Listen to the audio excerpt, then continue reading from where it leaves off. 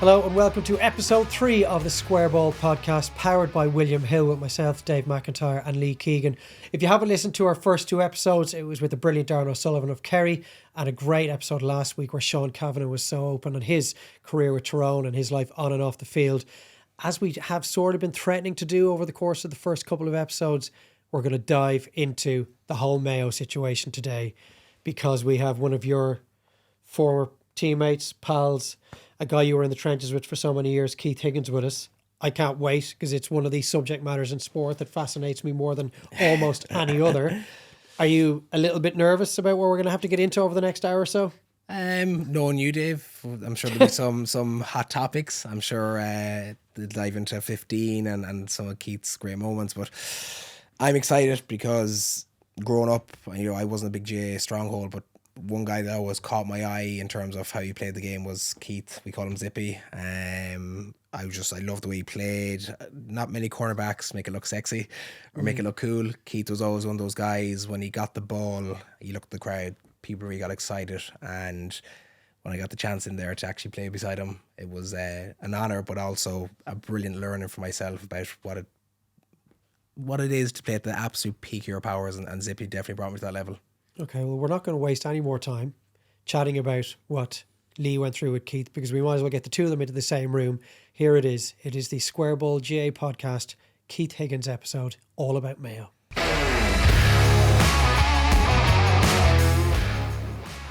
So before the break, myself and Lee were talking about Lee's first impressions of Keith Higgins. We have now got the man himself sitting alongside us. Keith, you're very welcome. Thanks a million for coming up. Thank you very much. Great to be here. How are we doing? Great, yeah.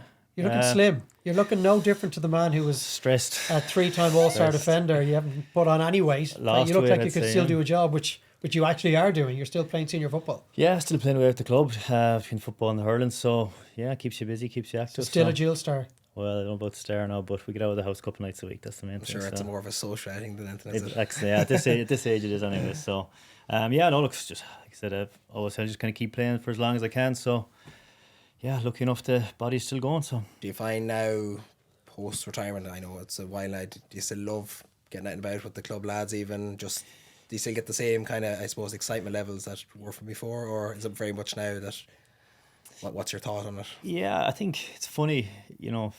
20 years ago I'd have hated the idea of going training and all that, but now it's, I know. you want to get out and even to go train. You really prefer the trainings more than the games, really. Because like I said, it's just, you get out of the house. I suppose my partner won't appreciate me saying you get away from the kids for a few hours, and it's it's just that bit of a release, I suppose. But you get up, you have a bit of crack, you have a bit of a laugh, you do the hour and a half training, you go home, and like I said, it's just more of a social thing now, I suppose. So no pressure as well, probably, Joe. Like, when you leave the intercounty scene, probably the pressure valve is let off a little bit more. So I think I found that you enjoy it probably a little bit more, or appreciate it probably a little bit more. Yeah, I don't know. I always felt that when you went back to the club, there was always that expectation on you as well. But I suppose again, it probably with the age, you probably realise, it probably just eases a small bit. Obviously with Jack on the Mayo team now, it's put more pressure on him when he comes back to the club to perform, so I can kind of ease up a small bit. But yeah, I suppose the older you get, the more you realise it's just, you go out and enjoy it and you have a bit of fun, and you just try and make the most of it while you can. And most of the listeners and viewers might know, but your nickname with the lads in the Mayo setup was Zippy. So I had to ask Lee during the week, is there anything else I need to know about that apart from the fact, is it just related to his speed? And so much of your game, and being that like tough mark and cornerback, was built on this incredible acceleration, Kyle Walker-esque. So at your age now, still playing senior club football, I assume most of that speed has gone, has it? What are you relying on now? It's a bit there now, the first 5 yards maybe. But yeah, again, I suppose we were chatting there, you kind of rely a bit more on instinct and kind of not running after lads and trying to be where the ball's going to be, not kind of running after it. So it's funny, actually, nickname has nothing to do with speed. It came from college days. Donegal guy kind of thought I looked like the character Zippy. Don't know where that came from. You had it all wrong then. I thought it was was he so fast? It was always Zippy to us, Joe. So I know that's probably where people think it came from, but yeah, that's the real story. So, but yeah, look, it's playing club and you're running around after lads who are half your age nearly. It's a different kettle of fish, but yeah, you kind of figure out not to be running around after them after a while. So talk to us about the Mayo setup that you got into. It was 2011 before you two first played championship together, so we'll get to that. But you came in 2005, which was the last year of John Maughan and Lee McHale that got to the All-Ireland final the year before. So it was a Mayo setup that was still competitive, would obviously get to an All-Ireland in your first year, the same year that you captained the under-21s to the All-Ireland title, which was in 2006. Yeah. So you got to the All-Ireland your second year under yeah. Pat and Noel Kennelly, and obviously those names are going to come up a bit later on. We'll get into that. But it's a really successful Mayo setup, albeit with different management over the course of those 3 seasons that you've come into. Yeah, I suppose where I came from, I came in 05. I can still remember to this day getting the call, from John Mahan. I was lying in bed in college. But I'd been in with the 21s in 04 for a few weeks. Got the call to come in 05. Nearly, I suppose at that time, the under 21s was kind of nearly going in conjunction with the senior as well. So it was involved with the 21s. John asked me to come in with the seniors. And we played. They were playing Dublin. I think it was the first or second league game up in Parnell Park on a Saturday night. So John brought the under 21 panel as well to play the Dublin 21s in a challenge game on the Sunday morning. So I went to that game assuming I was on the under 21 panel for the challenge game on the Sunday. I was actually out the night before, made mine 21st. And it's only when we got to Dublin and he called the seniors in for the team pre-game team meeting. He called me into the room. So only at that stage I figured I was on the panel. I ended up coming on after about 5 minutes in the second half. I think David Heaney got a dead leg. So did he smell that it? Was, no, I stayed well away on the bus on the way up. So who would you have been marking when you come on that day? I can't remember. I think Alan Brogan was floating about. I actually genuinely don't remember. Because it's so relevant nowadays. These amount of games that we're watching in half-empty Croke Park. I remember talking to Desi Farrell earlier in the summer after Dublin beat Roscommon in the opening round of the group stage. Should this have been played at Parnell Park? Now, they would have comfortably have fitted the attendance that day to Parnell Park. A lot of Dublin fans will not remember what it used to be like to go to league games at Parnell Park when the place was heaving. Yeah, and even, again, I remember playing league games in Castlebar against Kerry or Dublin. You might have 3,000, 4,000, 5,000 people at the game, whereas now you play Dublin on Saturday night, you could have 15,000 at it. And the atmosphere is unbelievable. Yeah. It's it was completely different back then. I came in, I remember being called in for 05. They were doing testing in Brafey House, gym testing. So the gym testing back then was really bench press and a few curls and whatever, squatting. It was very different to what it is now. But I remember ringing up Fergal Kelly, who was on the panel in 04 from Ballyhonus as well. I said to him, "Are you going to this testing on Saturday?" He said, "No, he was done."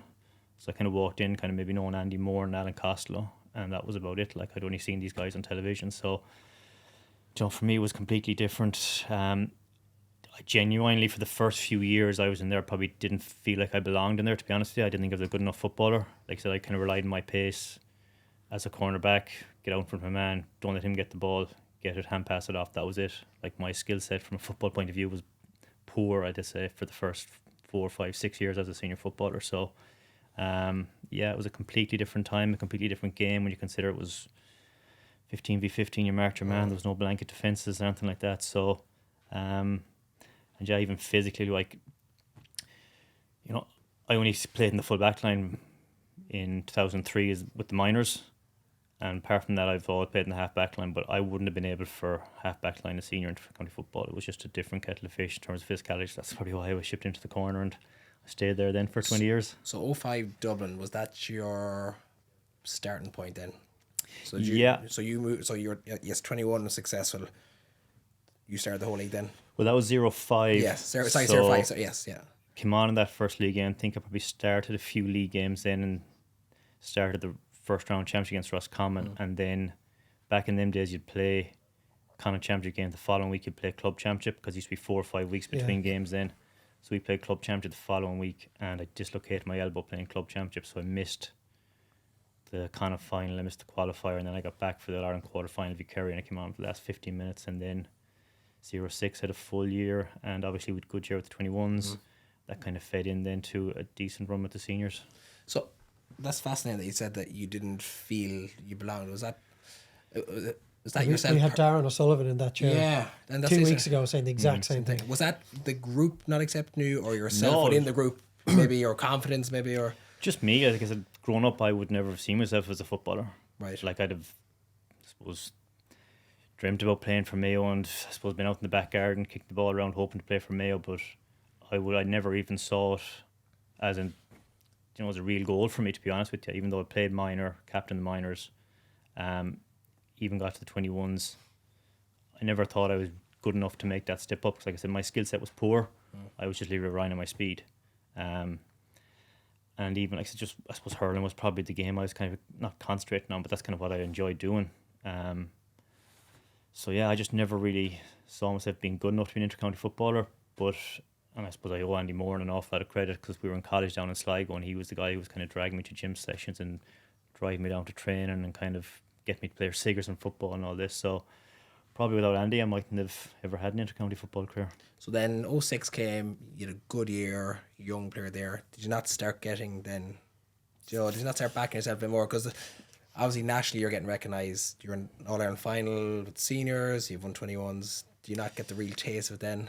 Oh, I did, yeah. And I probably did get a bit more confidence. But I probably just wasn't doing enough work outside of, we'll say, training and even gym work, nutrition, extra skills work. I still wasn't doing enough. I kind of just thought, like back then it was nearly you train Tuesday, you train Thursday, you train Saturday morning, you play the game Sunday.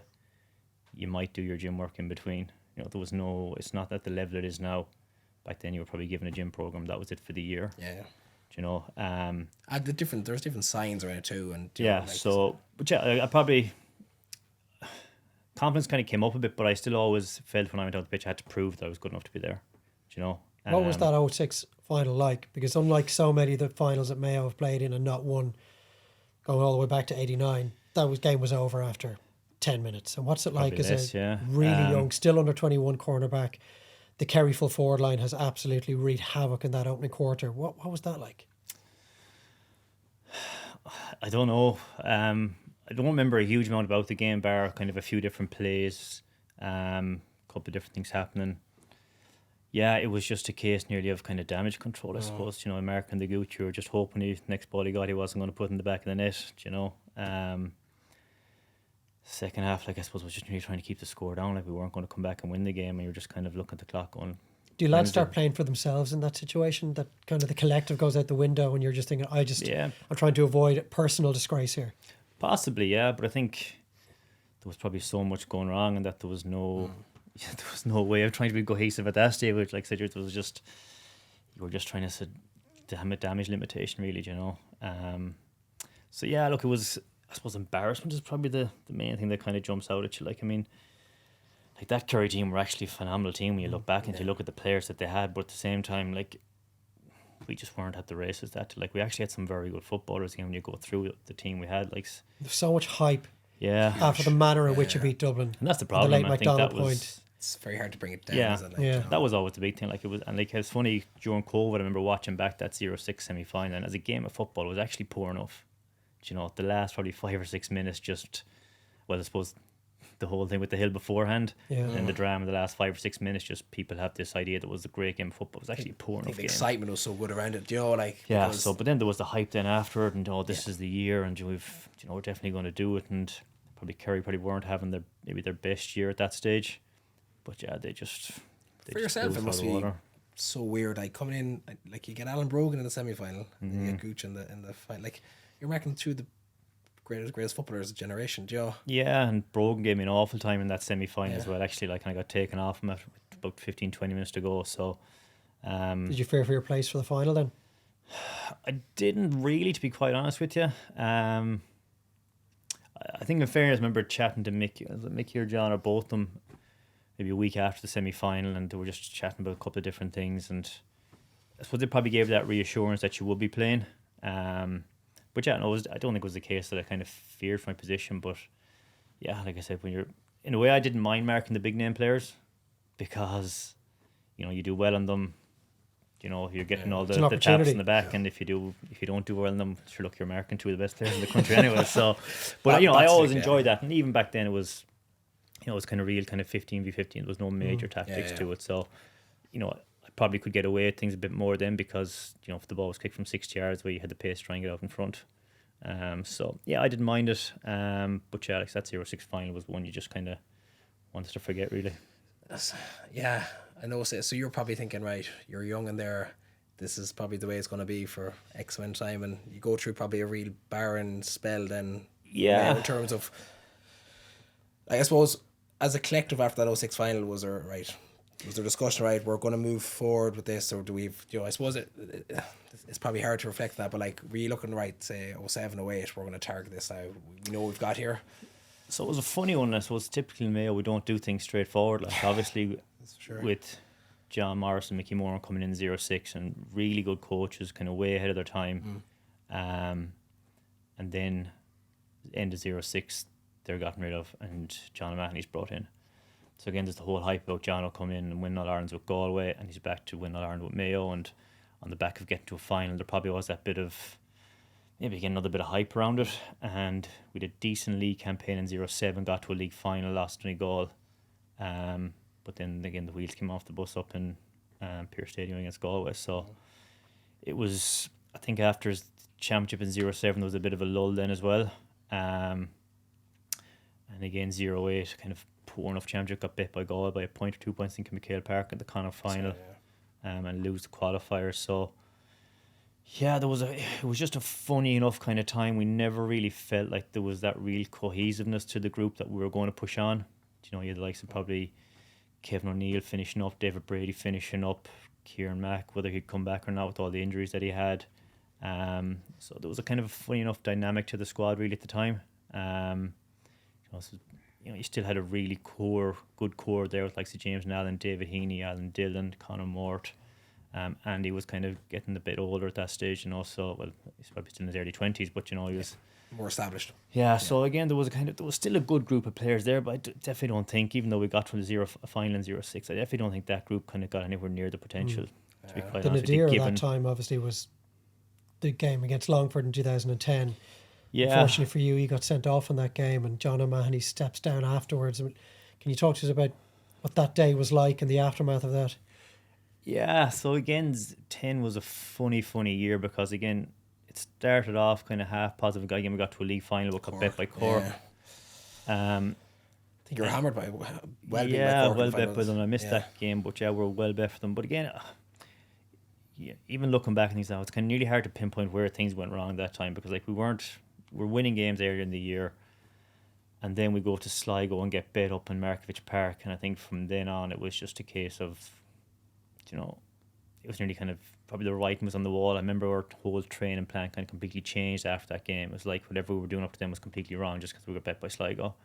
Everything changed, and we went to Longford, and it was probably that bit of a case of, we'll beat Longford, we'll get back on the road. And then once things kind of started going downhill that day, there probably wasn't enough real leaders maybe in the team to kind of stand up and kind of drag us back into it, If you talk about being embarrassed in the 06 final. Yeah, all the levels of embarrassment, like losing. Look, respect to Longford, who've had, over the years took some serious scalps in the qualifiers and punched above their weight, but no Mayo team should ever be going to Longford in a qualifier and losing a championship match. No, and again, I speak about embarrassment, losing to Kerry by whatever it was in 06, and it was just a different type, that embarrassment, I suppose, coming out of Longford, obviously for myself, being sent off. I remember he just wanted to get out of there, he just wanted to go home, he just wanted to, I suppose, go on the beer someplace where you had that bit of comfort. And I think I stayed in Ballyhonus that night with a couple of friends, and then I think I might have gone to Galway the next day, but it was just, you just wanted to forget about it. It was as simple as that. There was no reflections, there was no reviews on what went wrong and what we could have done better. It was just forget about the year and go back, play with the club, and whatever happens in 11 will happen. And how are you feeling about your Mayo career then at that point? I suppose because Longford's a real low point in probably, look at the history of Mayo and the expectations and stuff. Like you yourself, how are you looking at your Mayo career at that point? Is it like is it probably hard to look forward, or? Yeah, it kind of was. I just remember James getting the job, and I remember ringing him up saying I was going to go to Australia for 3 weeks in February, and I think I missed a league game or two, and it was the first league game, and I wasn't sure how he was going to react to it. Whether he felt I was established enough to miss a couple of weeks at the start of the year or not. Were you going irrespective of what his reaction to the question might have been? In my head, I probably was, but if he'd have put the foot down and said, no, you're staying, I probably would have given in, but he said, no, that's fine, off you go, enjoy the 3 weeks, take a bit of a break, went and booked it, and then a couple of days later he rang back and goes, can you just change the days, because I think I was due to fly out on maybe the Saturday and we were playing maybe on the Sunday, so we wanted to delay the flight till the Monday. So I was like, look, it's paid for, it's booked. He goes, that's fine, don't worry about it, off you go. So I suppose that kind of gave me a bit of reassurance that he probably had that bit of confidence in me as well. But again, like even in 10, I suppose there was a lot of new boys brought in 9 and 10. Obviously, Ado came in, Kev McGlock, Ger Calf, Shamey, all these. But there was a bit of kind of new blood being brought into it. With the new manager then coming in as well, there was probably nobody wasn't really foreseen what would have happened in 12, 13, or 11, 12, 13 and all those years ahead. But there was probably just that bit more of a... I no one knew Horan either. No. You know, there was that kind of, who's this guy? Is he fit for the job? Do we know anything about him? Because he'd done well at the club level, but that's all we'd heard of Horan at that time. Yeah, and I think if you ask James, I'd say he took huge learnings as well from 11, because obviously he changed a lot of the backroom team, and you know, 11, we had a good year in 11, obviously getting to the semi-final, win the Connacht title, beating Cork in the quarter-final, but you know, it was nearly still kind of very amateurish in 11. And I think after 11, says James learned a huge amount, and then from 12 onwards, that whole professionalism, what he was doing in terms of S&C and in terms of coaches and all that, just went to a different level. I think you can kind of see that then and how the team progressed after that. We've talked about the hype machine that surrounded Mayo and through the 90s and that spell between 04 and 06. 2011, from my memory, because I remember being at that quarter-final against Cork when you knocked out the then reigning All-Ireland champions.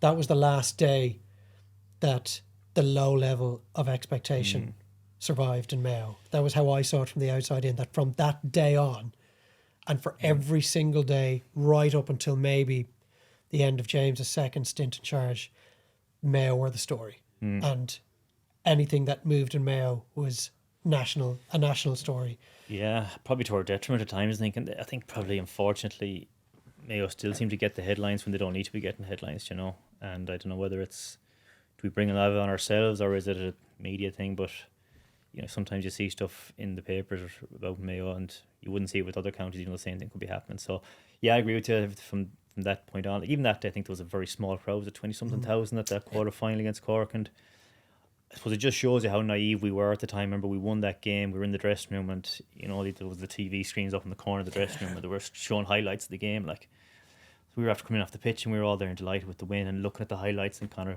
Coonan came in, and he was kind of, "Lad, do you want to turn that off?" And he kind of just said, "Well done," and turn that off now and focus on the next day. So that's where we were. That's where our mindset was. Like, we were just thinking we were great watching the highlights on the television. But even if you're wind that to the London, remember London? Yeah, it was like a shit show. It was carnage, like Jod. The prep going to the game, it was all new to us. We're getting a flight over. We're going to play London. There's this kind of festival atmosphere with it, and so that 2011, you just squeak out a Royslip. Extra time. Extra time. Yeah, but again, I think that's when I talk about what James learned is that, like, for the rest of his intercounty management, then, like, the logistics were just nailed down. You know, he had someone looking after logistics. There was vans for gear bags being brought. You didn't have to worry about that. It was just, everything was kind of streamlined. Whereas that day we fucking bus to Galway, flew to Waterford, flew to Luton, another hour and a half on a bus to the hotel. It was just crazy. You know, we're in the hotel and we were watching the Champions League final, and there was bowls of crisps and Doritos and everything on the tables. Whereas it was just an amateurish type of setup. Whereas this thing from then onwards, it was, the whole thing just went up a notch, like I said. And I suppose that was kind of where things took off, I suppose. I remember Zippy 2010 to 2012, and I would have thought of you as quite a contrary person. And I still wonder to this day, was that because of the group you're with to the group that you got with? Because then you became such a more, I don't know what the word is, probably not even approachable, but much more happy person with your football and the way you did stuff. I always found maybe before that you're a bit more of a closed book. Yeah, I think a lot of that was probably down to frustration, maybe. Okay. It was probably a bit of frustration from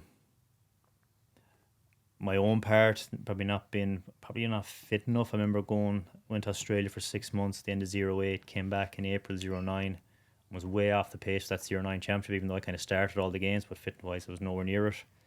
Probably 10, I think, had a few injuries, so it was probably more frustration for myself that I was a bit contrary. Even remember the League 11 pulled the hamstring the last league game against Monaghan, and obviously rehabbing for 5-6 weeks, and we played challenge game up in Sligo, and James kind of pulled me aside and he goes, "Well, how's the rehab going? And you doing?" I was like, "Oh yeah, it's coming along great, I'm doing fine." And he goes, "But you don't seem to be progressing."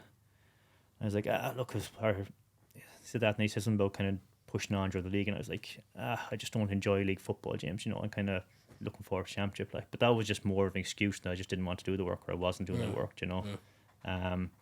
So yeah, I think kind of after 0-11, I remember having a chat with Ed Coughlin, and basically just kind of told me what I needed to do, like, and where the weaknesses were. And I suppose that winter then from 11 to 12 did put in a lot of work with Andy, and yeah, I just kind of felt from then on I was probably physically and fitness wise probably in a better place, and maybe that kind of led into even when you get being back a bit in more 12, carefree. you see it in you, like, Joe, you look ready for action. And look, if I'm being honest, like, I remember I think it was 0-10 there. I won't mention any names, but I remember a guy getting an All-Star that year, and I just thought, how is he getting an All-Star?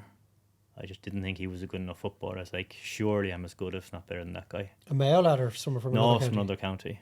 And just trying to think now who that could have been in my head, but it was only 15 though, I suppose, but not necessarily cornerback, whatever. But just that was always in my head, and I suppose that was probably in the back of my head then, probably for a couple of years, and then even in 12, probably 11, 12, I suppose. Look, I would have gone to college with a lot of the Donegal boys and Carl Lacey, and I suppose seeing how they had pushed on, and that kind of drove me on as well a small bit, like, so. There's little things like that, I suppose, that competitive streak that kind of pushes you on, and that's kind of, particularly when that All-Star in 12 was a big thing for me. So the next 6 seasons, you're either in an All-Ireland semi-final or an All-Ireland final. So you're at the very elite level. And James has obviously learnt his lessons. You're talking about your personality changing. It's almost like you finally realised you had to look in the mirror yourself and stop looking for others to blame as to why you weren't progressing.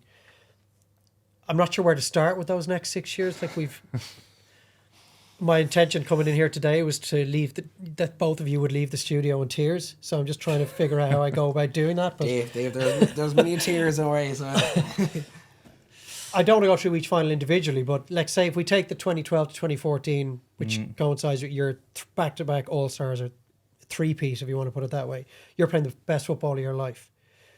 How would you sum up those 3 years? Would you rather forget about them because you didn't get the medal, or were they just epic times that you wouldn't trade? You're not going to say you'd forget about them. Like, you go through those finals. I think the 2012 one, I suppose with ourselves and Donegal, we're probably on a similar path or similar trajectory at that stage, having kind of made a bit of a breakthrough in 11 and then get to the final in 12. It was probably a toss of a coin, but I think tactically they were probably just better set up than we were in 12. So again, you look back on some of them games now and you realise kind of how nearly naive your football was. You were just kicking the ball and you were turning over the ball every 10 seconds nearly, So 12, I kind of maybe live with a small, but I think 13 for me is one that we probably left behind. Okay. I don't think we played well in that final. I think we kind of gifted them 1-1 early or late in the first half. The long ball in. Yeah. I know we turned the ball over and Jerkaf took a quick free and gave it away, and they popped the ball over the bar straight away. So Dublin would probably say they didn't play well in that semi or that final either. But 13 was one I think we really left behind. I think it was kind of, I still remember that game because you were playing half forward, do you remember? Yeah, first half and the half forward. Yeah, and you'd gotten, like, you had a brilliant first half. I thought you were creating really well, but then it was Tom Kniff went off with a hamstring injury, didn't he? And yeah. You had to mark a one-legged O'Nogara, I think. So that annoys me a small bit, that like the quarter-final, semi-final and final that year, I started half forward in each of those and I finished in cornerback in each of those because Tom Kniff got injured and kind of halfway through all them games, like, so. So that was it was a funny game, but yeah, that 13 final was one I think we should have won.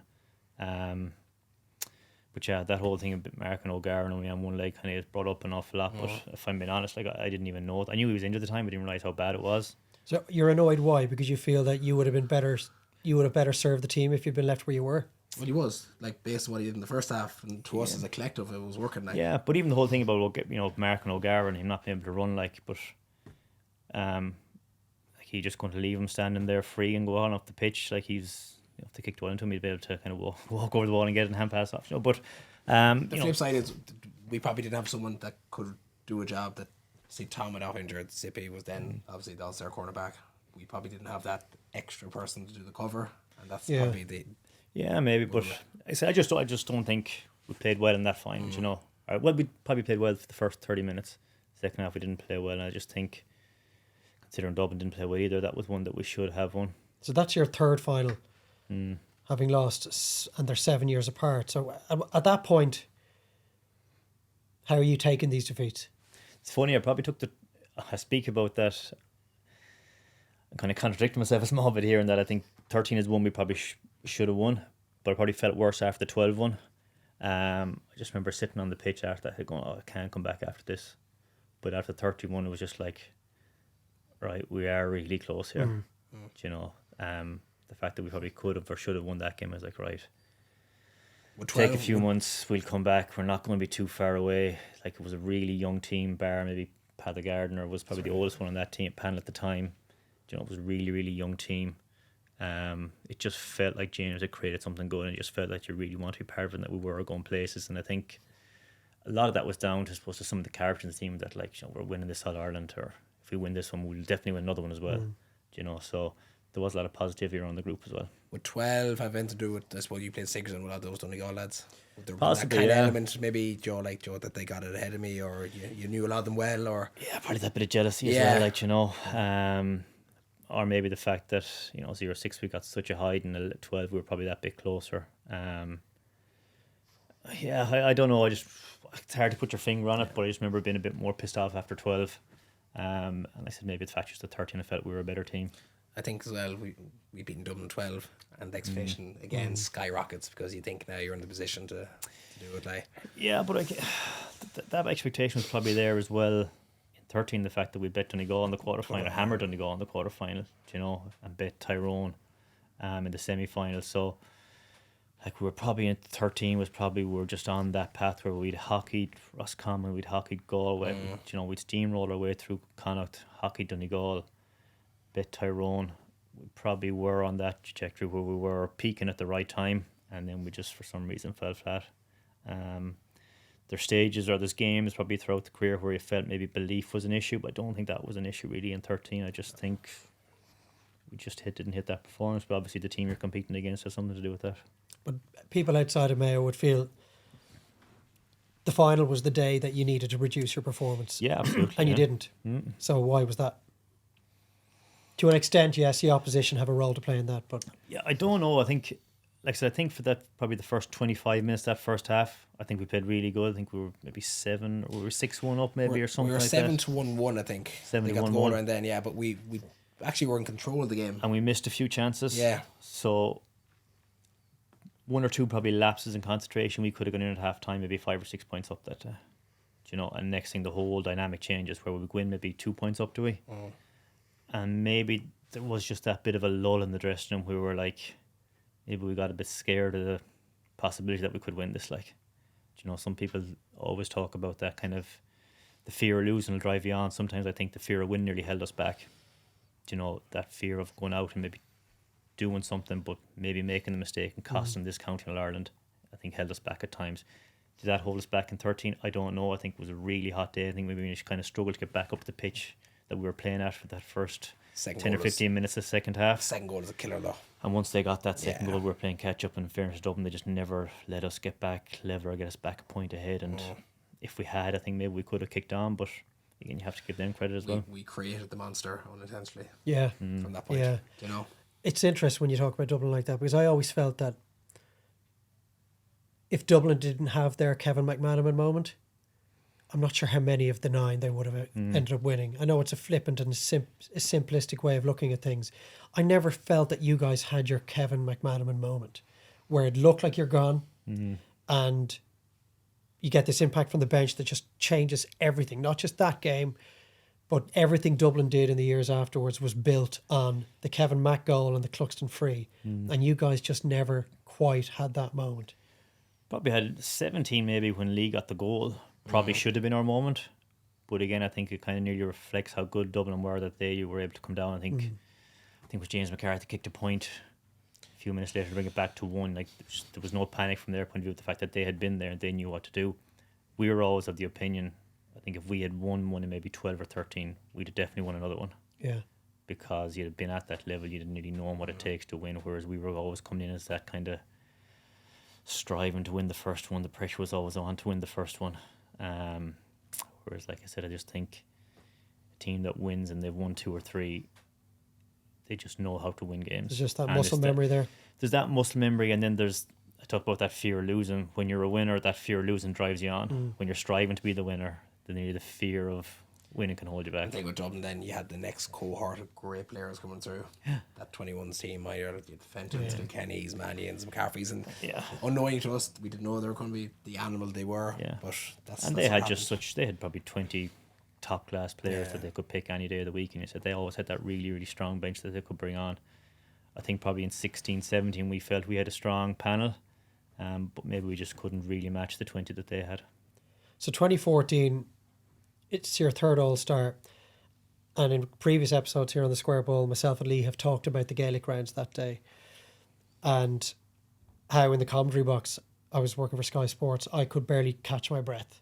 It felt like the whole world had closed in on itself on top of the Gaelic rounds in Limerick that day. It was about 25 degrees on the pitch. There was barely a breath of wind. It was a full house. And despite losing, a lot of people would point to that as your finest Mayo performance. Your battle with James O'Donoghue that day is like legendary now. Yeah, and again, that kind of annoys me a bit in the way because I think he kicked 2-5 that day, 2-6. 2-6, I think. Yeah, 2-6, I think maybe 2 penalties, maybe 3-4 frees, whatever it was. He might only hit 2 or 3 points from play, but at the end of the day, he was involved, I think, in the build-up of 1, if not 2 of those penalties.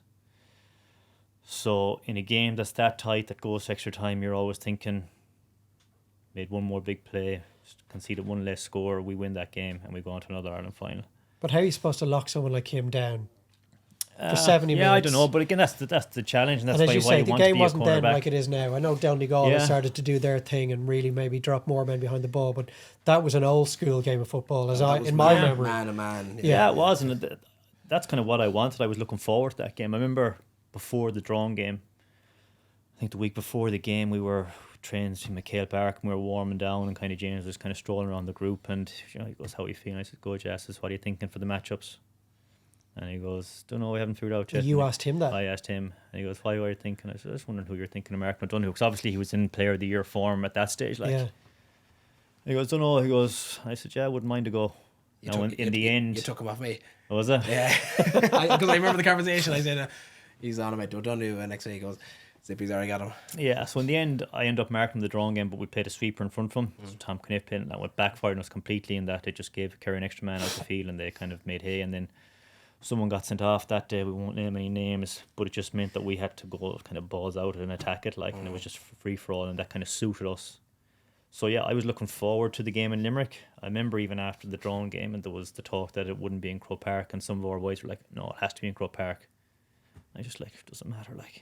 It wasn't such a real big deal to me to go to Limerick to play it. But it wouldn't have been the same occasion. No, it wouldn't have been. But I was just looking forward to kind of going 1-on-1 with them again. So yeah, I enjoyed it. But again, people talk about it as an epic battle, and yeah, it was.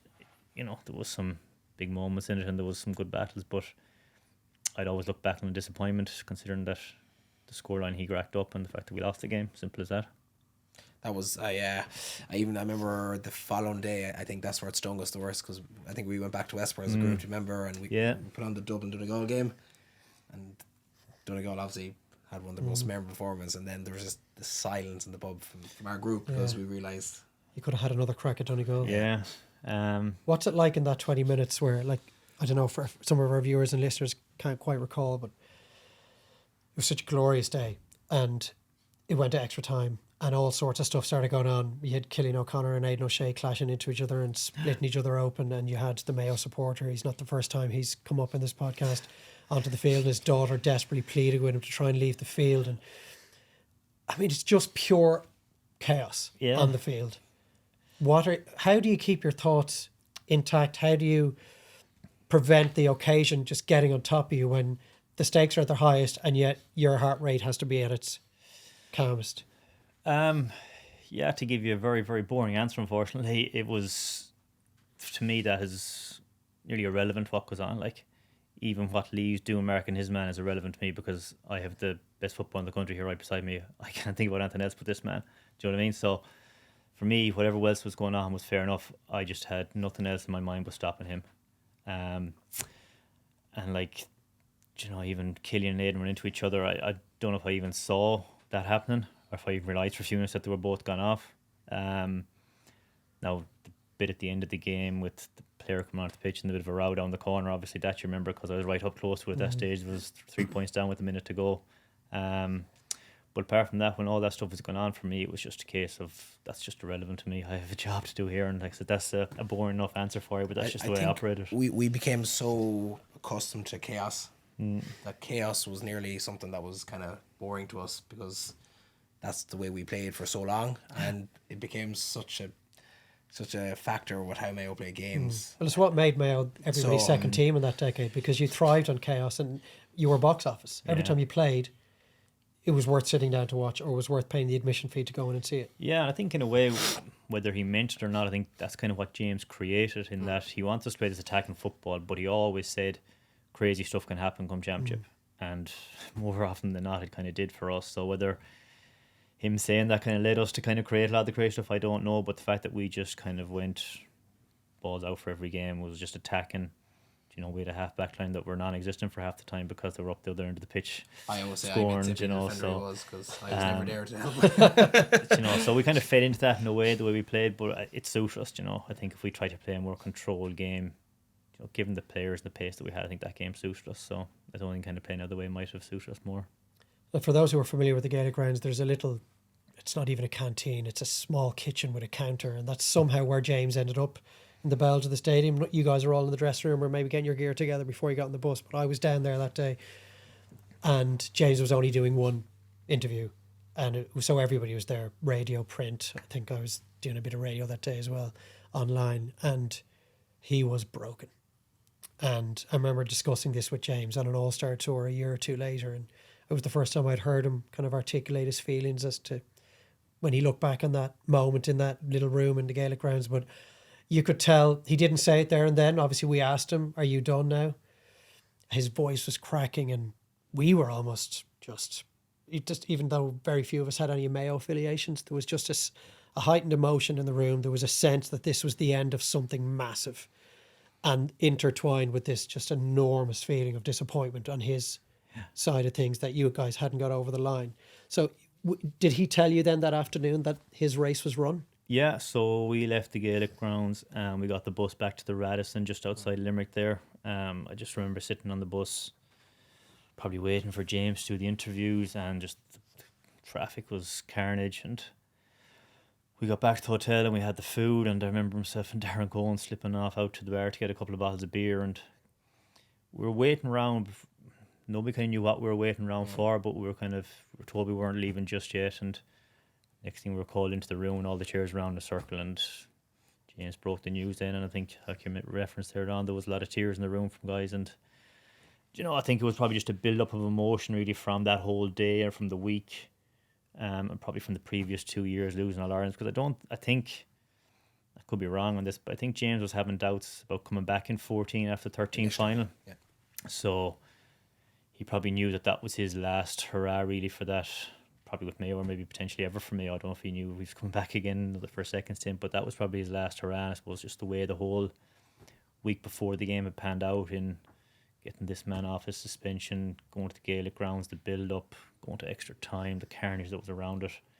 Probably just a big release of, I suppose, emotion and everything. Well, so like, James was a father figure to a lot of us, like, as in we had never experienced, I suppose, that elitism within Mayo, particularly because you've gone through one era to the next era. So what he brought to us in terms of professionalism, bring us to nearly the Holy Grail, there was just so much in that itself when he announced that, and you just felt like, who can replace this guy? Can they do what he done? Can they create this kind of atmosphere that has brought us so close so many times? And you did feel at the time there was probably, it kind of felt it was over to some extent, that, you know, we weren't even contemplating 15, but you couldn't even think ahead because the news was so deep to us. Yeah, look, it was just the whole thing of the emotion of losing the game, first of all, was still really raw, and then you have to deal with that. And then it was just on the bus and trying to get back to, I think we ended up staying in Galway that night. Yeah. And again, the traffic from Limerick to go was carnage. You just wanted to get off the bus. You just wanted to kind of. It just sounds so miserable. There's no bypass then, so you're like, remember, do you know the Gort bypass? Yeah, like we were nearly a full hour from Gort to get to the city. Like, and you're sitting on the bus, like, are there bottles of beer doing the rounds, or there wasn't even bottles of beer. That was the problem. So you're just staring into the abyss. Yeah, there was very little chat. You just no one knew what you wanted to say. Like, there was. Yeah, it's hard to describe, but it was just a very, very quiet journey. I think Mickey C then decides he was the right character in the group, like Mickey Conroy. Yeah. And I think he finally kind of broke the tension a little bit and popped a joke or two, and things did kind of pick up a little bit, but he kept going back to the realization that shit knocked out. And I know it's only football, and everybody has personal issues and tragedy in their lives and challenges, and we'll get on to your brother Pierce in a little while, Keith, but in that moment, is there just a feeling that this is the only thing that matters in my life right now? Nothing is more important than how we're feeling about this defeat. You lose all sense of perspective. Yeah, there was, and that was kind of the environment James had created, in that he had brought Mayo from being a place where obviously things nearly felt amateurish to just being very, very professional in terms of the strength and conditioning. He put in the medical background, he put in even the psychology, kind of the logistics, everything was just, he put you into this mindset or into this bubble that this was what your life is about. Like, now, in fairness, he made sure what was going on outside your life was looked after as well, but he just made sure that this was kind of at the elite level, or as close to elite level as the GA can get, and like I said, that's the way I probably felt then at the end of it, was that everything's kind of come to an end here, like, and you kind of, that was, went back to Go. I think we went back to Westport then the next day, the Sunday, and then you're kind of taking the Monday off work because you don't want to see anybody or do anything, and then you have to go back to work Tuesday, and you're just trying to keep the head down. And I think we played a club league game the following week, and it's just the last place you want to be is playing club football. Like, it is. But then, come the following week, you're back training again, and the boys are slagging you going back club training, and it's like you were never away, and it's back to reality.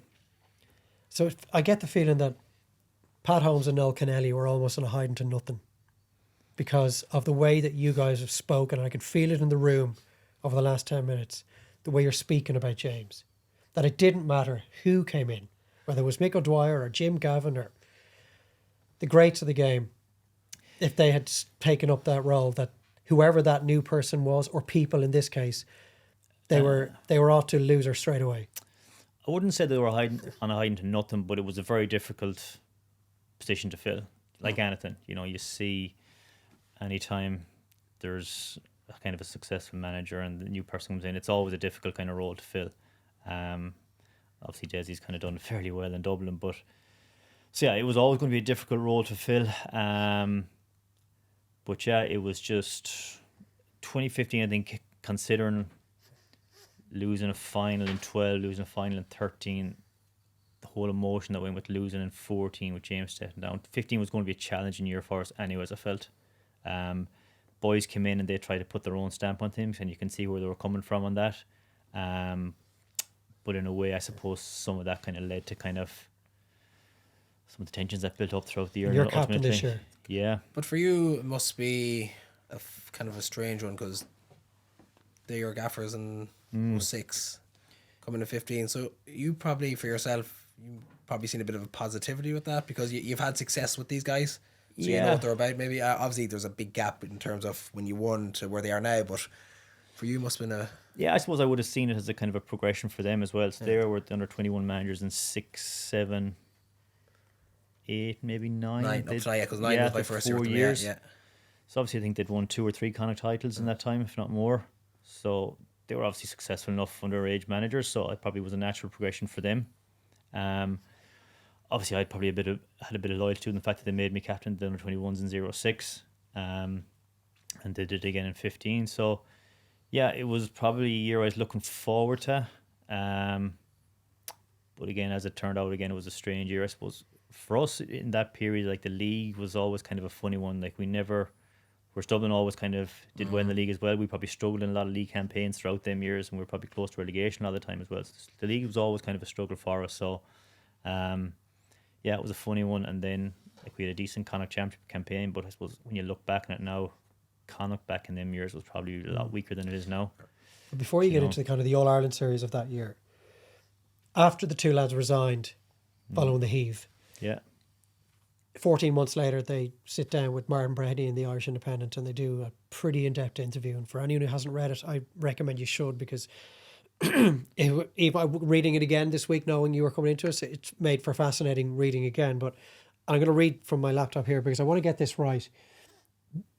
The two lads said that early in that year, they sat down with a cohort of senior players from that panel and asked them what they felt had hindered them from winning the All-Ireland in the previous few seasons. And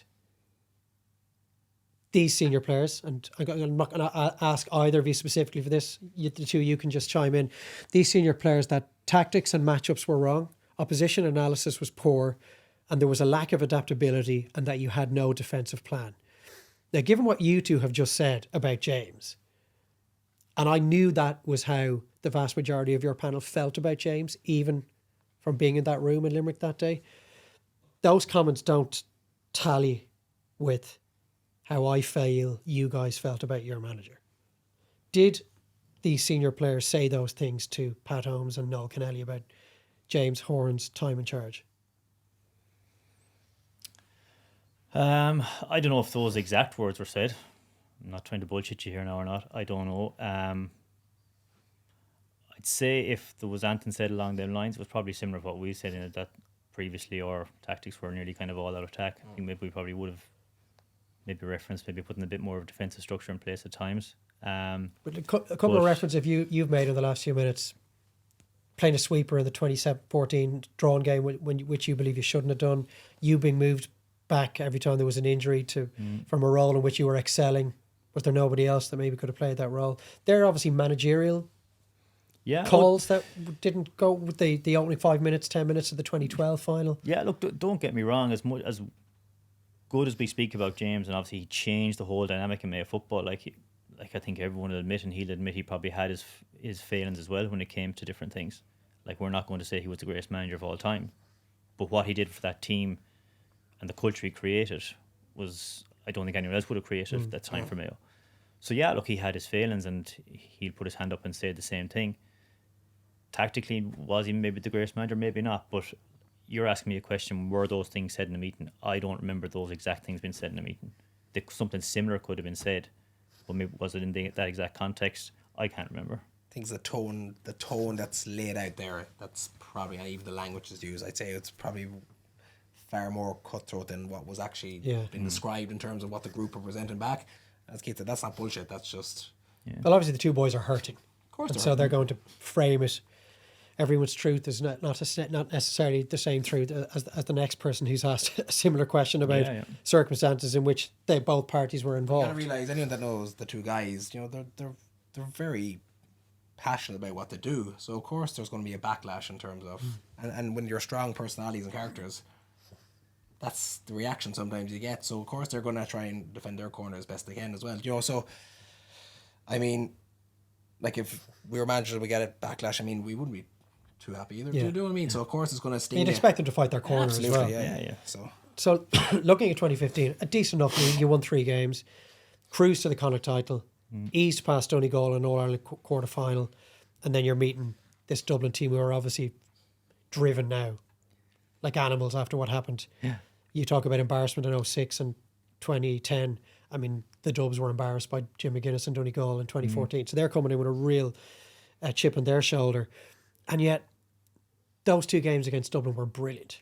And you guys seem to be playing really good football. And at one point, you led by 4.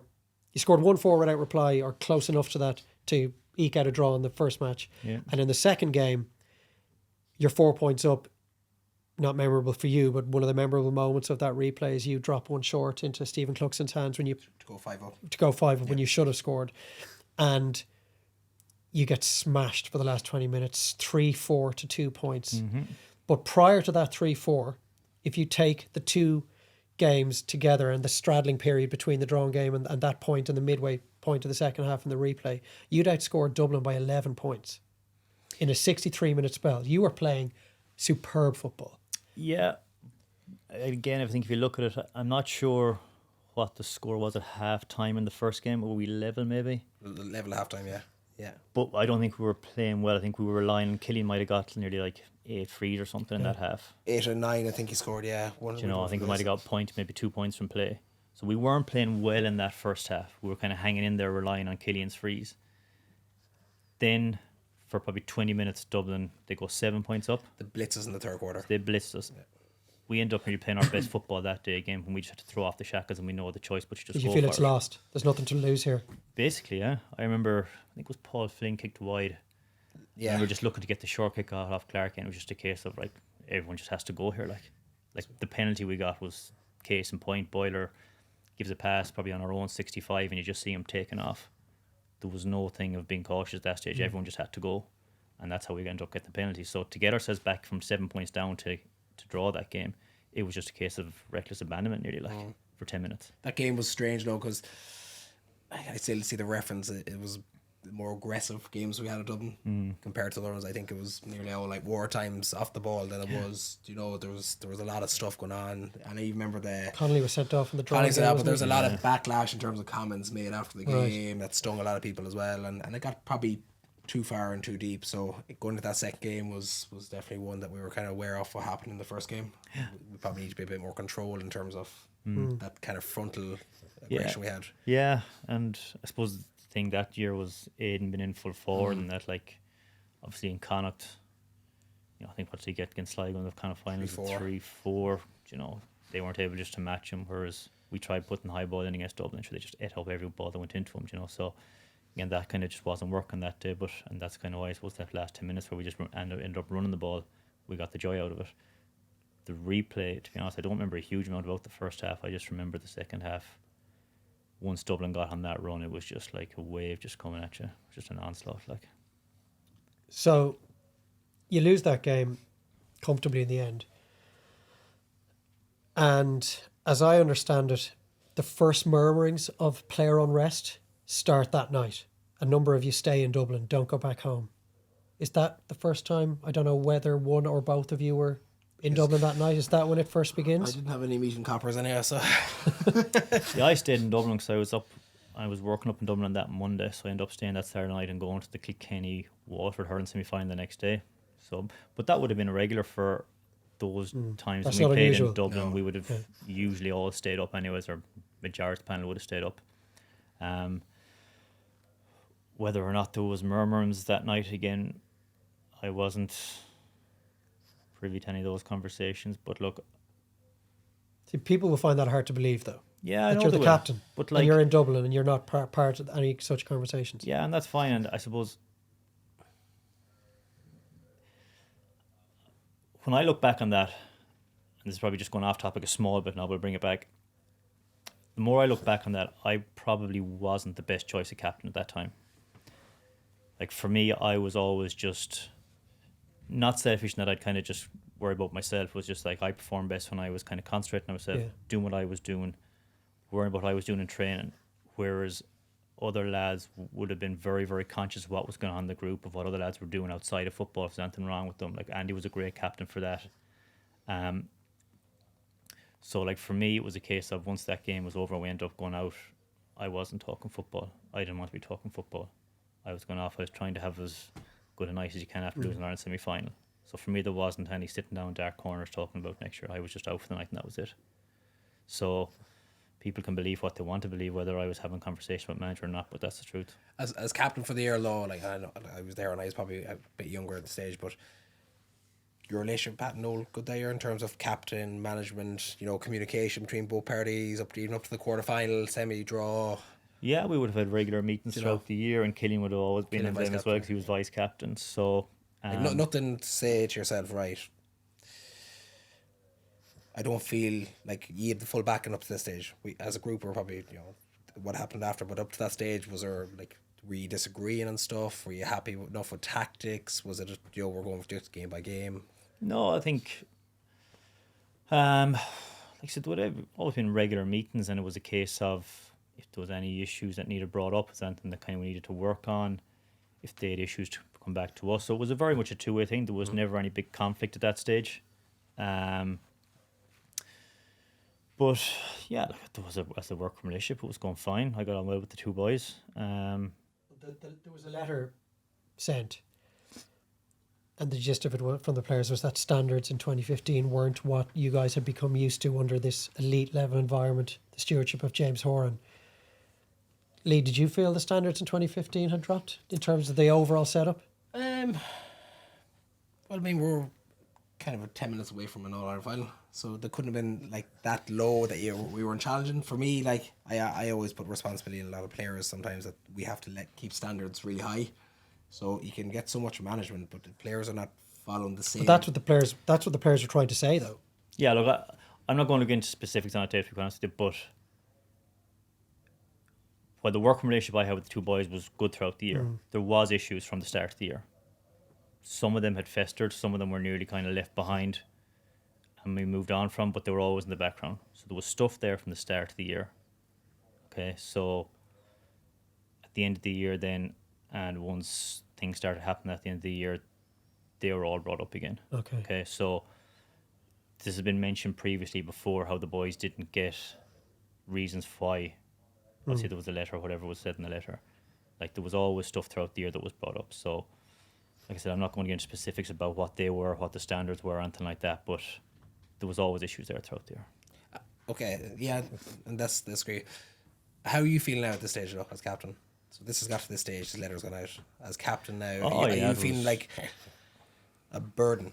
Yeah, big time. Like, there was endless amount of phone calls, there was meetings, there was what do we do, it was just non-stop, like, and this was what, October, November time of the year. You're kind of trying to play club football. You're, like I said, for me, once the intercounty season was done, I wanted to switch off for 6 weeks before you end up going back and doing your gym, so it was kind of the last thing I wanted. But like I said, without getting much the detail about what went on in meetings, that type of thing, once it became clear that it was very much a collective thing, it wasn't a case that there was any big kind of in-house fighting over what we were going to do or not.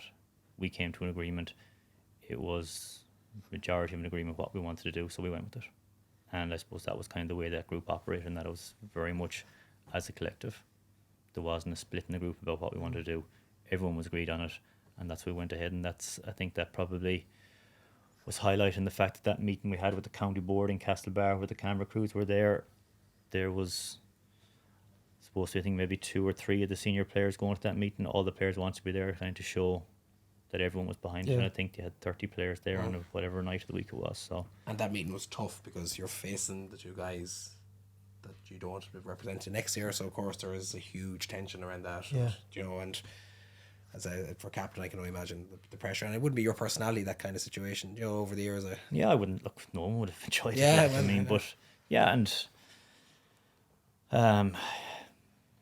It was a funny one for me in the fact that, like I said, I didn't want to be doing that type of stuff. Like I said, it wasn't my type of personality to be kind of going into conflict around like that. But at the end of the day, like I said, when that's what we had decided we wanted to do, we went with it, and that was it.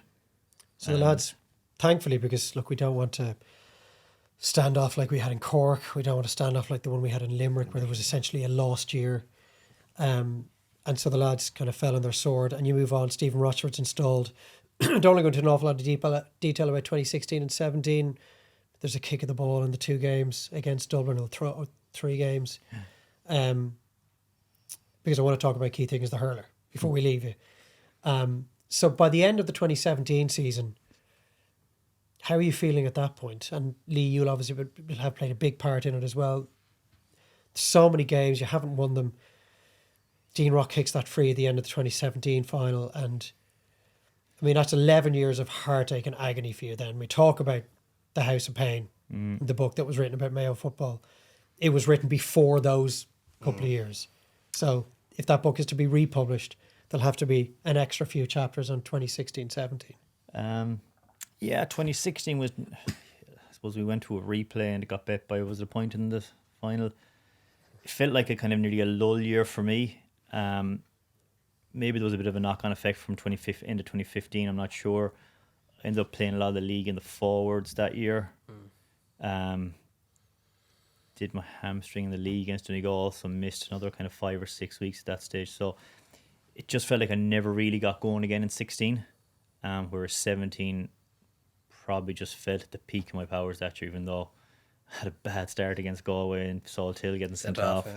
But just from that point on, and I think Niamh, probably Fitzpatrick, had a lot to play with psychologist that year with us. She did great work, but 17 just felt like probably the best year we had, in the fact that we were playing games every week. There was you had no time for thinking during games. It was just a rocking roller coaster of a summer. It was a life support at times through, though, was that, you know, like we were hanging in there. Like we could have been bet by Derry, we could have been bet by Cork, we could have been bet by Roscommon. Like we could have lost nearly every game, but at the same time, it was really, really enjoyable. Like, you know, you were just play Saturday, recovery Sunday, train Wednesday, play Saturday. Genuinely, what it would feel to be like a professional athlete. Game, play train, golf on the play Tuesday. game, train, play game. By the time you got to the final, it's funny. Like, I think Dublin were at their peak then as well. That was peak Dublin. I think both teams probably hit our peak at that stage. Yeah. And while I look back at 13 is when we probably should have won, I think 17 was when we played our best and we're at the peak of our powers, but against so were Dublin. So you can nearly kind of not just I know that's the word I'm looking for, but yeah, I don't think we could have done much more in 17.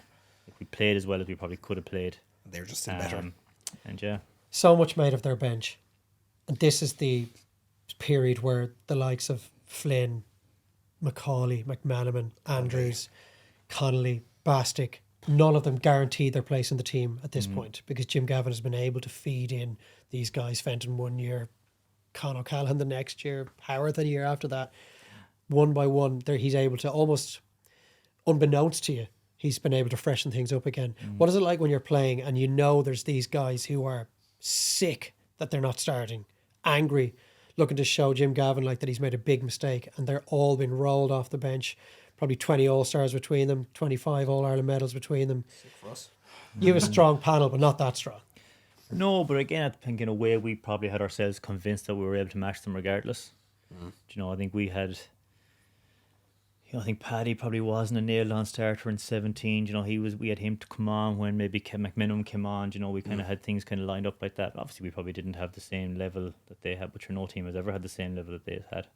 You know, so, but in our own mind, we had ourselves convinced that we were just as good as them, regardless of who they brought on. So, that's probably a mindset thing that you kind of have to get yourself into, try and compete with them. I think we became comfortable with that feeling though, because there was no getting away from it. Like, you know, we kind of nearly embraced it a little bit, because that's a good of a team, and that's a good Dublin had to play to beat us. It took 5 absolutely sensational footballers come off the bench to actually get the job done against us. Where Keith said, like, you don't have those panels ever or anywhere. It really is. But I think if we went into it thinking, oh Jesus, they could bring on Kevin McMahon now, or they could bring on whoever they bring on, and we're like, oh, what do we do? We'd have been bet before we even started. So we had to have ourselves at this kind of level where we said, it doesn't matter who they bring on, we're still going to be fit enough, we're still going to be good enough to deal with it.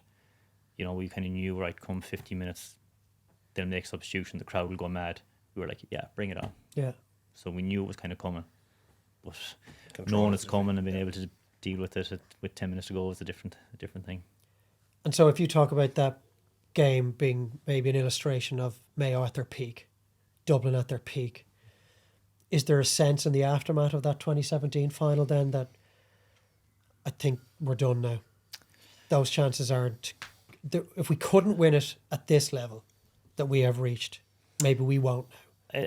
We probably didn't consciously think that or anything like that. I think we kind of went into 18 still very confident our own belief in ourselves that we could kick on again in 18. But I suppose when it came then to the qualifiers and going to Newbridge, I think if you even look at the qualifiers that year, I think we played Tipperary and Limerick. Yep. And we probably bet them handy enough without playing really, really well.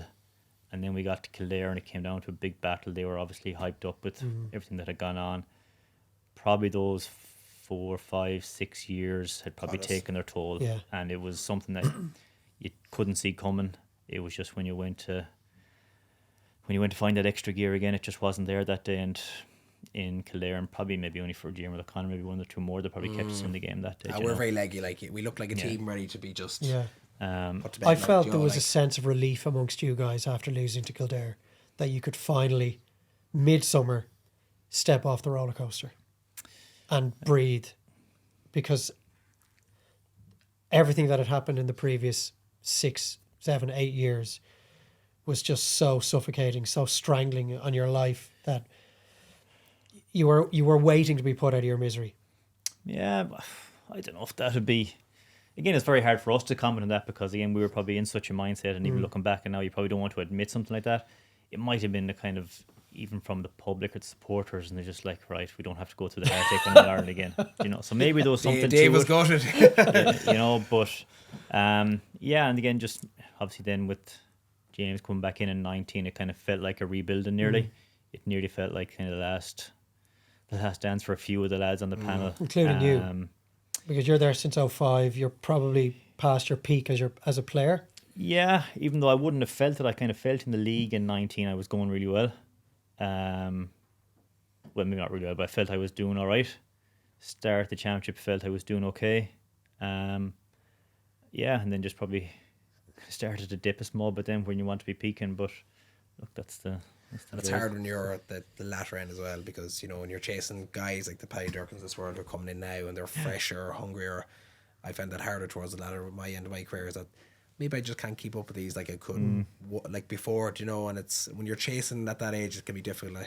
Yeah, and I just remember before the Meath game and the Super Race, just kind of tweaking the groin a small bit and missing a bit of training and missing that Meath game, and next thing you're coming back and you're just not 100%. And then obviously James doesn't start with the semi-final against Dublin, but I kind of could see it coming, so you're kind of pissed off, but in reality you're kind of not, because you knew the writing was on the wall. And it came on that day, and to be honest, I don't remember much of that game. It just kind of passed me by completely. So we've had all these years and all these madness, and you still have time for hurling. Small bit, yeah. And a love for hurling, which has shone through any conversation anyone's had with you over the last 20 years, that just this real growth for the sport. Yeah, and I suppose, look, you go back to the start of our conversation then when I said I didn't see myself as a footballer, just because I would have seen myself more as a hurler probably back then, because I suppose that's just kind of what I grew up doing, even though Mayo wouldn't be a hurling stronghold now or anything, but it was just, that was kind of what our household was hurling before football. You know, you talk about lads kind of going off up to the pitch, kicking balls in their free time and working on their skills and all that. Like, if I had a free evening, I went up to the pitch, it was bringing a bag of hurling balls with me. And would that come from Pierce initially? Was it, obviously Pierce is a huge hurling stronghold. So for those who don't know you, Keith, Pierce was your brother who was diagnosed with motor neuron disease in 2017. 2017, yeah. And died early last year, or January 2023. So he was a few years ahead. How many years older than you was he? He would have been seven, 8, geez, I'm not even sure. Yeah, 7, so he was mad years, into the hurling. Huge influence. Yeah, no, my father would have been the main influence there, really. So he was a Galway man. Again, he wouldn't have played any hurling or been involved with. But I suppose when he came to the town, obviously he would have brought us to a lot of Galway hurling games. He was involved in setting up hurling in the club, so it was just always kind of part of our household. You know, there was just myself and Pierce. There was only the two boys in the house, so back then there was no PlayStations or anything. It was every evening out in the back garden, and we were taking lumps out of each other. So that's all we knew, really. You know, it was football and hurling, but mostly hurling, yeah. And amazing to be able to play with your brother for your club and for the county, but even more so given what happened to Pierce in later years, that the first half of your Mayo intercounty hurling career was spent with him. Yeah. And some great days as well. Yeah, we had some great days. I suppose I think it was 2001 was my first year playing senior hurling. I was 16 maybe. So again, it was different back then, but again, we had Pierce, you had Dirk Walsh, a few guys like that around the same age who would have been very close. Pre-tiered championship, is there an All Ireland for you guys to play for it? 04 we played in the All Ireland B Championship. Okay. So we got the All Ireland B final in 2004. We got well bit by Kildare, and then they brought in the Christy Ring in 05. So we had a couple of good years. Pierce didn't play for a few years, and then we had a really good year in 08. Got to the Christy Ring semi-final. Probably should have or could have bet Carlow. They got a goal in the last minute to kind of beat us by a point. And obviously you see the way they've progressed, like Kildare, Westmeath, Meath, Carlow, they were the teams we were competing against at the time. So, and is there a point at any stage, once you become an established intercounty footballer, that whether it's Mickey Moran or James Horan or John O'Mahony, where they ask you to knock it on the head? There was only 1 year, it's actually 15 was the only year where I didn't play any hurling with Mayo. Just the boys felt at my age and all that I wasn't able to combine both, but in fairness to the managers, they were all very, very open to it.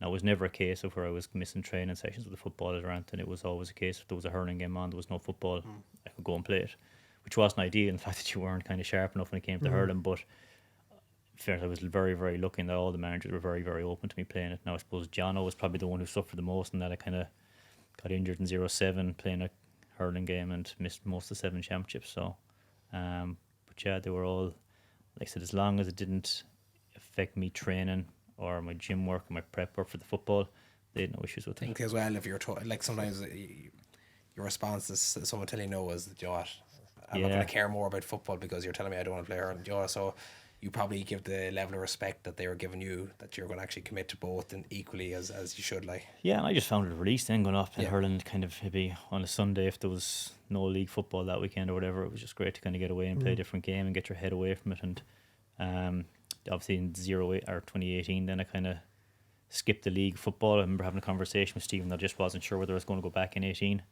and he said, look, just take the league off and we'll chat again. So I hadn't really intended on playing hurling in the 2018 league, but when my best mate Derek Walsh, the manager of the hurling at the time, once he found out I wasn't going back playing football, he ran me to kind of go and play hurling. So I went to play a challenge game and stuck with them for the league, and we won the league that year in the hurling. Just for clarity, because we were having a discussion, you are the only player to win both Railway Cup hurling and football. Is that correct? Yeah, the only Connacht player I think is. Yeah, right. So and again, in fairness to James, I remember obviously we won the hurling provincial in 7, and obviously the interprovincials was kind of touch and go there for a long time, and 2014 then didn't play the semi-final of the Railway Cup and got asked to go to the final. And I remember ringing up James going, look, they asked me to go along, and he was like, I prefer if you didn't. And he goes, well, would you want to go? And I was like, I wouldn't mind. In the back of my head, I said, well, it'd be nice to have him medal in both. Now, I didn't know at the time no one else had done it. Yeah. But I said, all right, I wouldn't mind going playing, yeah. So he said, go on, and off I went. So he let me play the football for the Railway Cup that year, and thankfully won it. You're obviously a very humble guy, and that's important, and it's great. So I want you kind of, if you can just set that aside just for one question. The time you spent in those Railway Cup setups, now look, it's not the be all and end all, and lads aren't going full bore, I get that. But how good a hurler were you? Like, your dad was from Galway, so under modern day eligibility rules, you could have hurled for Galway. Would you have been out of place in a Galway panel in the mid-noughties? I'd love to think I wouldn't have, but in reality, probably would have been, I'd say. Now, again, it's hard to know. Like, I'd love to have maybe had the opportunity to play club hurling up in Galway for a couple of years to see how it would have fitted in. Was that ever an option? I was approached once about it, about playing with the club up in Galway, but it was never a runner. Like, I was never going to leave. If I'd have gone home and told the brother I was going to play hurling up in Galway, I'd have had my head taken off, like, you know. But I could never have envisaged leaving Ballyhonest, like. For me, it was just never an option. Even though I'd love to have given it a go, in reality, it was never going to happen. But to answer your question, I genuinely don't know. I'd love to have said potentially, but did you feel out of place in those the odd training session you might have done with the Connacht team, or in those interprovincial semis? Yeah, I probably would have, because at the time I was probably 21, 22 years of age. I would have been fairly quiet and fairly shy, and probably just, again, felt like I probably didn't belong there. Probably felt maybe a bit looked down on, the fact that the token gesture here to bring a lad from Mayo into the panel, like, you know. So and I thought there was never really any. I think we might have had one training session, was more just to meet up rather than get a bit of gear and plan for the game. There was never anything major to it. It was literally just rock up in the day and see what happens. You have a pretty nice rule of honour in there from it, so I'll take it. Yeah, it's on Pierce, obviously MND has been in the news so often, and particularly with relation to ex-rugby players and rugby league players, and we've seen Rob Burrows just lost his life, and Ed Slater is currently in that battle at the moment. You guys, on the back of Pierce's diagnosis and his death, there was a fundraising initiative, big drives out your way as well? Yeah, so he was diagnosed in 2017, even though he probably had the symptoms for a few months before that. I think it was the week after the All-Ireland in 17, he told me, and like, if I'm being honest about it, I probably didn't really understand what MND was at the time. So he told me that they had done testing, that one of the options or one of the possibilities could have been MND. And I was like, all right. So I was like, what does that mean? You know, I didn't know how bad a diagnosis it was. So And obviously he told me then that it was, there was no cure for it. So at kind of that stage, it kind of started to hit home.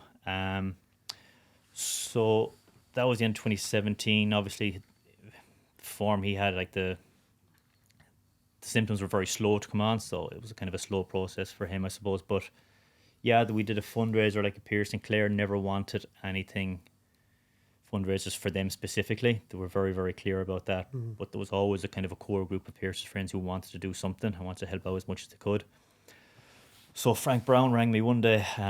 He used to be the Mayo ladies manager, and he said, look, we're looking at doing a fundraiser. Obviously Pierce and Clare don't want anything from it, but we might do it for the Motor Neurons Association, Mayo's Common Hospice. And one thing led to another, and we kind of said, right, we'll do this. If we raise 50, 60, 70,000, we're doing very, very well. And we ended up getting just under 240,000 euros. Wow. So it was amazing. Like once Pierce and Clare gave us the backing that we could actually tell his story, and once it kind of got out in the public, like the generosity was just ridiculous. Like, and in the end, when you hit that kind of an outrageous number, was there an acceptance on Pierce's part that, you know, maybe that was the right thing to do in the end? I think so. I think particularly from maybe myself and Claire, his wife, it probably felt like the right thing to do. That it probably got us talking about it a bit more among ourselves. We probably buried our head in the sands for a year, maybe 2 years, even after diagnosis, because his symptoms were so slow in developing. He was still able to work for a good while. He was a carpenter by trade. Now he had to find ways of working around, given the power in his hands were going, but he was still able to work around that. So we probably kind of unconsciously probably ignored it a bit until it got to the stage where it was just like, right, we have to start doing something here. And probably around COVID time, when he was out of work, the symptoms started to develop a bit quicker. And then there was discussions needed to be had about kind of what stuff had to be done around the house for him to make things easier. And that's when the whole thing about maybe kind of doing some kind of fundraiser started to get going. So in a way, it kind of just got us talking amongst ourselves a bit more and got us to open up a bit more. So from that point of view, even, it was probably good for us as a group. You're also extremely proud of the response, though, in honour of Pearce. Do you know, as in, I know people are generous, but even to have Pearce's name carrying that yeah, kinda... it was phenomenal. Like, I mean, from the messages and the goodwill from all the clubs he would have played against and people who would have played against, and like for anyone who knew him, he was a very combative guy on the pitch. You know, he was very, very driven. I wouldn't say he was dirty, but he wasn't afraid to leave a mark either, you know, and he would have had lots of battles with lads, but kind of lads appreciated that and respected that. And, you know, guys kind of came down. One lad came down from that league and kind of did the 5 days walking with us every single day of it, because just, I suppose, the respect he had from. So, but when you see that type of thing, you see even your local rivals kind of supporting you every step of the way. The generosity of kids coming up and giving you tenner in the supermarket to kind of put into the bucket, like, it's all that stuff just has an impact on you that you don't realise at the time. It's incredible. Yeah. And it's a lovely note for us to end on. Before we leave you, and it's just been fascinating, as we knew it would be, on this subject of Mayo football is endlessly fascinating. Given everything you've been through, half of your career, say, with this man to my left, if you were to sum up kind of in a sentence what your Mayo career meant to you, given all the agony in it, but there were so many massive days as well, so many huge wins. Like, how would you sum up your career, if that's possible? Good luck with that. Yeah. I know it's an easily asked question, but incredibly hard to answer. Yeah, I'd like to say it was relatively successful. And it's funny, you know, if you asked me 15 years ago or 10 years or 5 years ago, I always used to hate people when they used to use the phrase about the journey. I used to think it's a bullshit non-stop nowadays. Yeah. But actually, the more I think about it, the more I kind of realise that they actually have a point in that. Like, sometimes we've had big wins and we've had great days out, but when you think back on it, you kind of think back on some of the crack you had at training sessions, on the way back from training sessions, on training camps, on nights out. You know, some of the stories that you'd have. You'd play a game, you'd go out on the Sunday night and you'd rock into training the Tuesday, and all you're doing is talking about the night out. You know, it's all one of of the things type Pat of stuff. Holmes and Noel Kennelly said in that piece was, when you look back on your career, you don't remember the training sessions and the nights out and the training camps. And that's a quote. It's the All-Ireland medals you remember. And I haven't met an ex-intercounty footballer or hurler that would subscribe to that. Talk about guys like Pat Spillane, Brawley, these lads, they don't remember the medals. They remember the good times they had with other people who they fought for, bled for, sweated with, drank with, had the crack with. The appreciation I have from it. That's, you know, I can look in the street and walk past Keith and know exactly what we did. Not because he hasn't got a medal, but I know what we did together. Like, and that's the respect that we'd have. Like, you know. Yeah, and for me, that's kind of what stands out. Is just that it was such a really, really good time. You know, would I have loved to have won one of those All Irelands? Absolutely. But I was listening to your chat with Lee there one of the first weeks, and he said he didn't have any regrets about losing those finals. I didn't believe him. He still doesn't do it. Like, for me, and I suppose it's kind of considering what has gone on over the last kind of few years, I wouldn't call them. Obviously, I'm really disappointed we didn't win one. It kind of pisses me off a bit that we didn't win one. But I don't call it a regret, because there's bigger things in life that you regret. So I look back on them. You know, is there stuff you'd change maybe in the build up to them games, or what you might have done during games? Probably is. But if you look back on all them games and you said what you could have done, you'd drive yourself fucking mental. So yeah, pisses me off we didn't win one, but I don't call them regrets. I just think we had a great 15, 16, whatever it years was. And yeah, I'd just say it was really lucky to go through it, because considering where we were, some of the years we had from 0-5 to 0 or 10, you know, they were probably tougher, but then you just appreciate the good days that you had. So yeah, really, really lucky. Really enjoyed it. Yeah, it's hard. It is a hard question to answer, but you just have to kind of appreciate it for what it was. Keith, what an absolute privilege, an honour to have you with us today and to get to spend this time with you. I could have chatted to you for another hour. Thank you so much for coming up and for being so open and honest. Just really good stuff. I really appreciate it. Cheers. Not at all. Thanks for having me. Yeah, it's great. I was nervous to see what this man would ask me, but we got through it.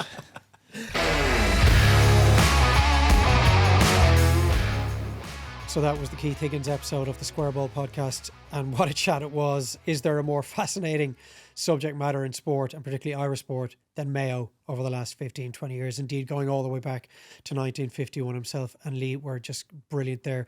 We do have the Sean Kavanagh episode and the Darren O'Sullivan episode, of course, already in the bank. So if you haven't listened to that, wherever you get your podcasts, do go back and go through that. It's all up on YouTube as well. Do get in touch with us as well over the course of the summer, because we'd like to hear your feedback. If there's any guests you think we should be talking to, any subject matters you'd like us to touch upon, you can contact us through the comments on YouTube. Get in touch with us on X or Instagram as well. It's at the Square Ball Podcast. We definitely love to hear from you. We have our guest for next week. We're really looking forward to it. It's going to be a slight change in tack, change in code as well. We're not quite ready to let you know who he is just yet, but suffice to say, we're anticipating that in the same way as we were the opening 3 episodes. Our continued thanks to you for listening, and we'll be back with you in a week's time.